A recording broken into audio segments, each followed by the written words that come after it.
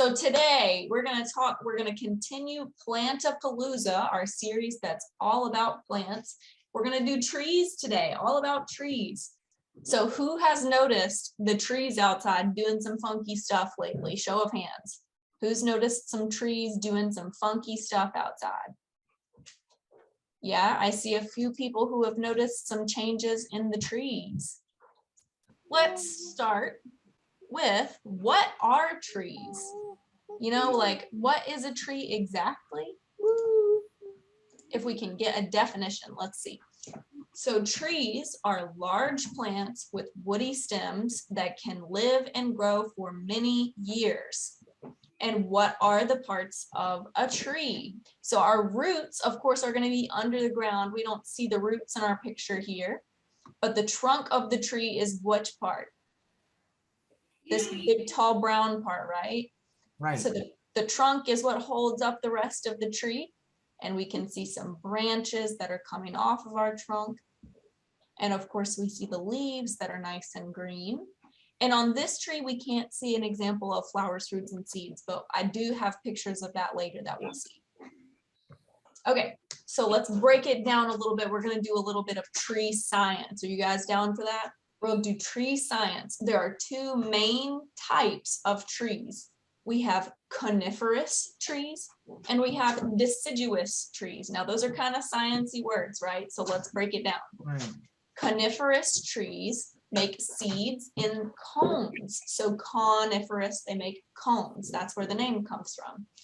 When they make flowers, they're not very showy, they're not pretty, they're just kind of plain. Conifers usually have needle-like leaves, so they have little skinny, flat needle-like leaves instead of broad leaves. And they stay on the tree all year. Most conifers are evergreen. Some examples of coniferous trees might be pine trees, fir trees, spruce trees, cedar trees. All right, so we did coniferous trees. Now we can do deciduous. Can you guys say deciduous? I think that's a fun word to say. Deciduous trees, they contain a lot of different types of trees. So that's a really big category. But deciduous trees have lots of different types of seeds, including fruits that we eat. So deciduous trees can also have showy, which means pretty, something nice to look at, or non-showy flowers that are kind of plain. Oh, yes. Pretty flowers or plain flowers. They have wide, flat leaves that shed and fall off the tree in the fall and then regrow. That's a typo. It's supposed to say regrow in the spring. So an example of deciduous tree could be an oak tree, a poplar tree, or a maple tree. So life cycle of a tree. Like most plants, trees start off as a small seed. So when the plant comes out of the seed, when the seed sprouts, the tree is called a seedling. And then once that seedling gets taller, grows branches, and forms a woody stem about 1 inch thick, we can call that tree a sapling. So the sapling continues to grow and get bigger and bigger. And then finally, when it starts to flower and make seeds, it is finally considered a mature or an adult tree. And then eventually, due to old age, disease, damage, or being cut down for harvest, the tree dies. But before then, hopefully it's made lots of seeds that can turn into new trees and take its place, right? So here's an example of life cycle in pictures, an oak tree, for example. So could you guys help me identify the life cycle stages that are in these pictures? So right here at the beginning, how about this acorn? What stage of the life cycle is that acorn? Is that a adult tree, sapling, seedling, or a seed? A seed. A seed. That's right, it's a seed. Good job, friends. So we have a seed, an acorn, and then that seed sprouts and turns into what? Seedling. Seedling, that's right. And then after seedling, once it grows bigger, what's the middle stage? It's called a sapling. So let's recap. We have a seed, then we have a seedling, then we have a Sapling, that's right. And then what's this last stage? A big grown-up, adult, mature tree. An adult tree. That's right. And so you can see in this picture, it also makes its own seeds. So that's when you can tell it's a grown-up tree. A grown-up It tree. seeds and it becomes a grown-up tree. Also, it's huge, right? Look how big that tree in the picture is. Okay, so now we understand tree life cycles. Let's see what's next.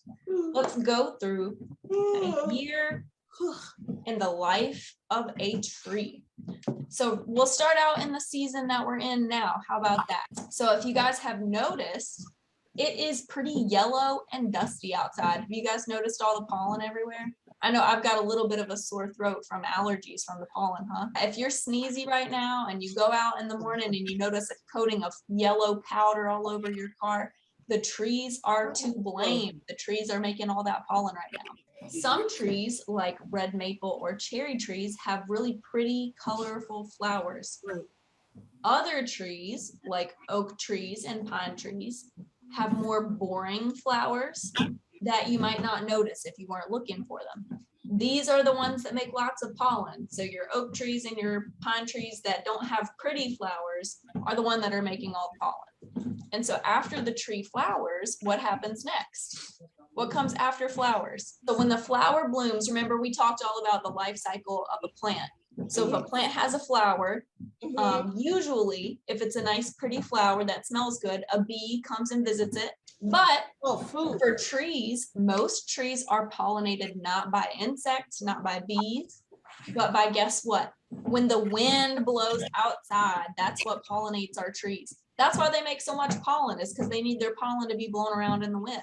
So after the trees make their flowers, they start making their seeds, and the tree's new leaves for the year start budding out. So here are a couple pictures, for example, of tree flowers. This yellowish green picture on the right shows a picture of oak tree flowers, which are called catkins. I think that's a fun word to say. Those are the pollen holding flower structures on the oak tree. That's what makes a lot of pollen on those oak trees.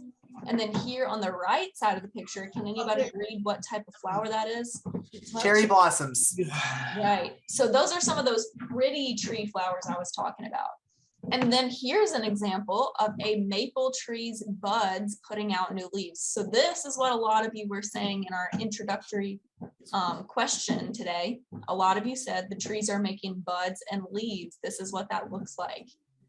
So all of those leaves are going to pop out of those buds and turn into big leaves. And it seems like overnight, right? It's like a couple days ago, we went to bed and the trees didn't have any leaves. And then we woke up and the trees had leaves. Okay, so let's move on to the next season, which is summer. So in summer, the tree's job is to grow and make food. They collect water and nutrients from the soil, carbon dioxide from the air, and light from the sun to create sugars in their leaves. So trees can't really get up and go to the McDonald's drive-thru, right? They have to make their own food where they're at. So they use water from the soil and carbon dioxide from the air and light from the sun to actually make sugars for the tree to have energy. So that's their big job in the summer, is to make lots of sugars to store energy for later. So these sugars that the tree is making from the sun are used as energy to grow and save up for the winter. This is why in the summer, when the trees make great shade for us, because they're using their leaves to soak up all the sun and making some shade underneath for us. Let's keep rocking and rolling. So in fall, as daylight gets shorter and temperatures get cooler, temperatures drop, the trees know that the time for growing food and making food is ending. So since the daylight is getting shorter and shorter, to catch every last bit of sunlight, the deciduous trees, the ones that change color and drop their leaves, might bring out new colors in their leaves to actually catch different wavelengths of light. Now that gets really sciencey. So really all that means is the leaves bring out different colors to catch even more light than before. The leaves change color and eventually dry up and fall off during fall. Coniferous trees, Remember those trees that have needles and cones like pine trees, they will slow down functions and drop some of their needles, but not all of their needles because they are evergreen. So let's have some pictures, for example. So in our pretty orange and red picture here, we see some trees that are making their beautiful fall colors and starting to drop their leaves. That is what deciduous trees might look like in the fall. I know a lot of people will drive across the country to go look at trees changing colors. Leaf peepers, I think is what they call those people. And then here, this picture on the right is coniferous needles shedding in the fall. So the coniferous trees do not shed all of their needles. They only lose some in the fall, and they keep some green needles because they are evergreen. Let's move on to winter.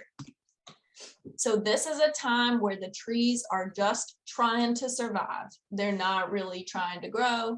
They slow way, way down, almost stopping completely. So even though it looks like in the winter, when our deciduous trees drop their leaves, it looks like they might be dead, but actually they're just really, really deep sleeping. So deciduous trees do not have their leaves. They're not making food. They're using their stored energy. Remember, we said they made all their sugars in the summer and they tucked those away so that they can have energy to survive during the winter. That's what's happening. And then those coniferous trees, or evergreen trees, have their needles, but they're making very little food. They're still not growing very much. They're not making, they're not doing a lot. They're conserving their energy and going to sleep also. The only difference is they look green and they still have their leaves. So this is a picture of a deciduous tree in winter. Does it have leaves? No. No leaves on the deciduous tree. And if you didn't know better, you might think it was dead, but it's just sleeping, just going to sleep for the winter. And then here on the right side, we have a coniferous tree in the winter. Does that tree still have its needles? Yes. Yes, it still has green needles because it is an evergreen tree. Okay, let's watch some YouTube videos. So I found some videos of trees that break the rules. What I mean by that is they kind of break the rules of what their category says they should do. So bald cypress trees are a conifer tree, so they have needles and they make their seeds in cones, but unlike most conifers, it sheds its leaves during the fall and does not have leaves in the winter. So let's watch that video and see how bald cypress trees break the rules.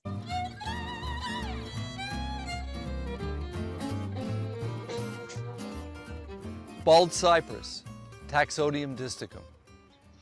It's one of my favorite native trees. Its native range is from the middle of Delaware or southern Delaware, south through the southeastern United States, over to Louisiana and into East Texas. So let's pause. He said the range is from Delaware all the way down to Louisiana and Texas. Do you guys think that means we have bald cypress trees in Maryland? Yes. Yes. We do have some bald cypress trees in Maryland, especially on the Chesapeake Bay, I think. And fun fact, I'm from Louisiana. I don't know if you guys knew that, but I'm from Louisiana, and the bald cypress tree is the state tree of Louisiana. So I really like bald cypress trees. It's a very fast-growing tree, but interestingly enough, it's a very hard wood. Usually you don't associate those two traits. It's also a very rot-resistant wood. Cypress was used as underpinnings for foundations and for greenhouse carpentry because it resists the onslaughts of water. It can reach well over 100 feet in the wild. Under cultivation, you might get 60 to 70 feet easily. This tree that I'm standing next to was planted 6 years ago as a 1.5 foot seedling. And this is very typical of its growth. It will grow at least 2 feet a year if it's happy.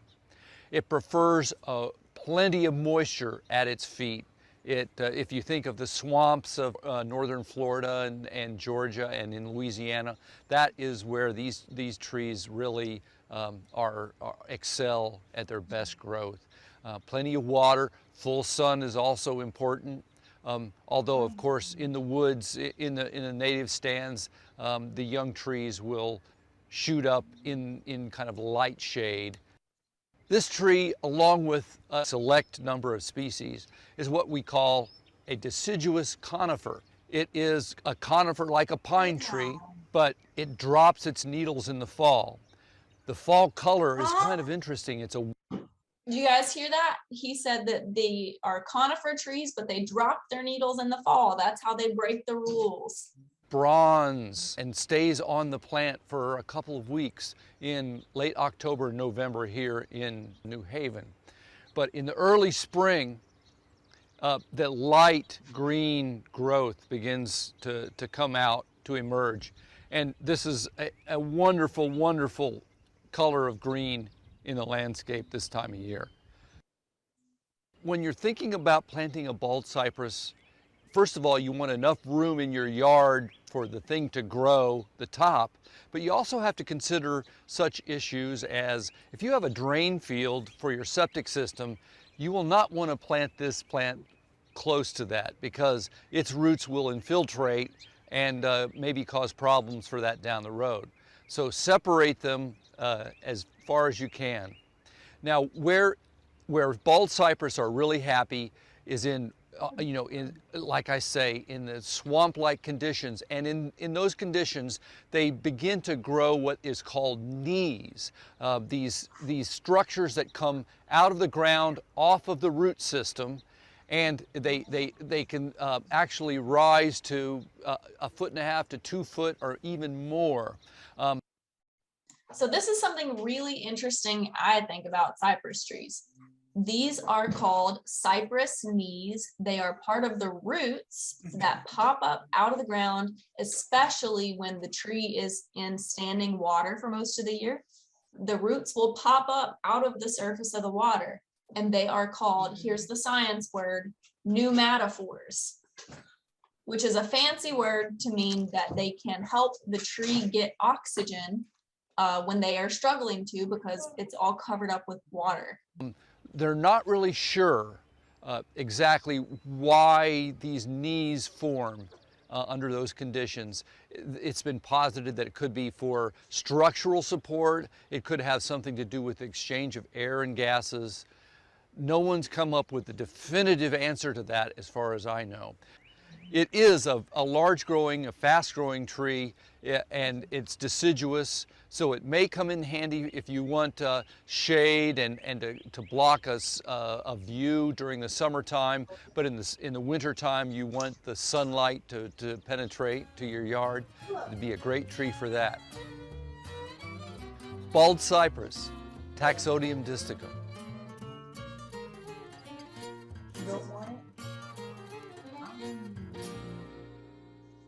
Let's move on to holly trees. As winter approaches, a very common plant genus always pops into my mind when thinking of plants in the winter: the hollies. The holly genus is made up of over 400 species of flowering trees and shrubs, and throughout the county parks, you may find 2 species in particular: the American holly tree and winterberry. The American holly is an evergreen tree, meaning the foliage remains green throughout the entire year. Oh, okay, so she said it. I don't know if you guys can hear her talking. Her voice is very soft. But she said that the holly tree is a tree that keeps its leaves all through the winter. But this is a broadleaf tree. This is not a conifer tree that has needles. So this tree is the opposite of the cypress tree. It breaks the rules because it keeps its leaves during the winter when it should be shedding the leaves. The tree's leaves are dark green with a leathery texture and sharply tipped edges. American holly trees can be found growing throughout the eastern and central United States, ranging from Massachusetts to Florida and even eastern Texas. These trees tend to grow slow, but can reach heights of 50 to 60 feet and live around 200 years. American hollies like to grow in moist soils, and are normally found as an understory tree. The bark is smooth and gray with raised bumps called lenticels, which are actually pores that allow gas exchange between the environment and the tree's internal tissue. American hollies are dioecious, meaning separate trees are male and female. Only the female trees will produce berries in the wild. So this is not necessarily about the leaves, but this is another thing that's different or unique about holly trees. Most trees have male and female parts on one tree, but holly trees have male trees and female trees. They have completely different trees for either sex. These berries are a favorite for birds and mammals in the wild, yet are actually poisonous to humans. Oh, so you guys heard her say it. Don't eat the berries on holly trees. They're poisonous to people. Even though they look yummy, don't eat them. The American holly has become so popular as an ornamental tree to plant that there are more than 1,000 different cultivars in North America. Winterberry is a deciduous shrub that can grow anywhere from 5 to 15 feet tall throughout the eastern United States.